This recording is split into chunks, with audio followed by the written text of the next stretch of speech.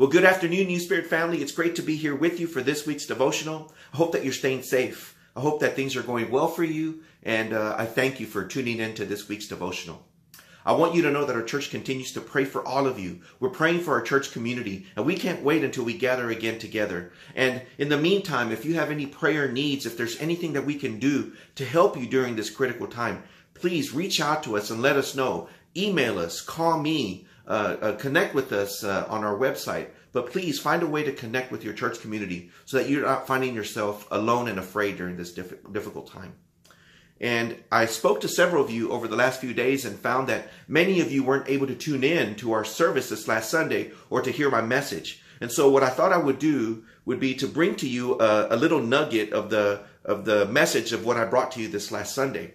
As you know, I've been bringing to you a series on the book of Malachi and been bringing to you a series of messages on what Malachi spoke to the people of Israel during a very critical time in their nation. And indeed, even now, we face a critical time in our nation. And many of the things that Malachi spoke to the people then still apply today. And the truth is this last Sunday, that's exactly what we find. We find that Malachi speaks to a people about self-destructive behavior. And that was the title of my message this last Sunday, The Path of Self-Destruction, where God looks around and he sees these people engaging in sinful lifestyles, in patterns of self-destructive behavior. And he says, enough of that. Malachi, speak to my people and tell them that they need to cease from this path of self-destruction and they need to come back to me and to find themselves again on the path of righteousness. And one of the things that I shared on how we as a people can avoid falling into this path of self-destruction is to avoid getting distracted. And indeed, when we're really honest with ourselves, it's easy to fall into distraction. And that's usually the first step in our path veering away from what we should be doing and going on this path of self-destructive behavior. And I shared about how self-destruction can happen even to the best of us. And I used King David as an example, a man whom God said, a man after his own heart, a man who wrote half of the Psalms. Even he fell into this distraction and for a while got on this path of self-destruction. And so it's a reminder, sober reminder, how it can happen to all of us. And so I shared in 2 Samuel chapter 11, verses 1 through 3, we know the story of David and Bathsheba. And we read in verses 2 to 3 how when evening came, David arose from his bed and walked around on the roof of the king's house. And from the roof, he saw a woman bathing, and the woman was very beautiful in appearance. So David sent and inquired about the woman, and one said, "Is this not Bathsheba, the daughter of Eliam, the wife of Uriah the Hittite?" And I said, we know this story.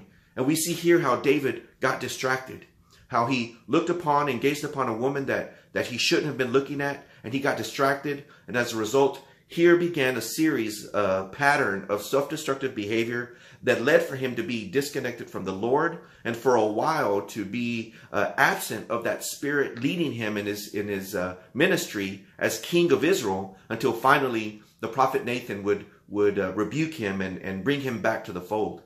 And a lot of people look at this and say, right here is where David got distracted. But the truth is if we really look in verse 1, we find that this path of self-destruction actually began with a distraction in verse 1. Listen what it says in verse 1. Then it happened in the spring at the time when kings go out to battle. It's interesting how the author puts this statement that when this happened, it happened when kings are supposed to go out to battle. Well, David is a king. And he should be out to battle because it says that David sent Joab and his servants with him and all Israel, and they destroyed the sons of Ammon and besieged Rabbah.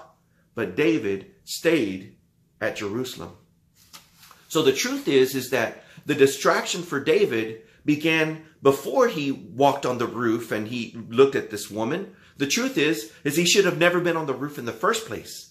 He should have been with his men, with his soldiers, leading his army at that time, following the Lord's command. You see, rather than being about God's business, David got distracted. And as a result, he began a path of self-destruction.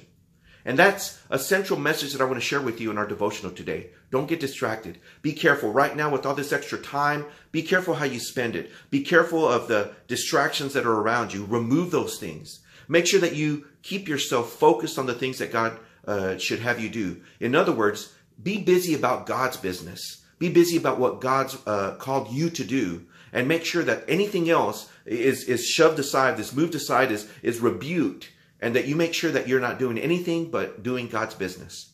And if we do this, I assure you that we will be fruitful in our work, and we will stay on the path of righteousness, and we will avoid this path of self-destruction.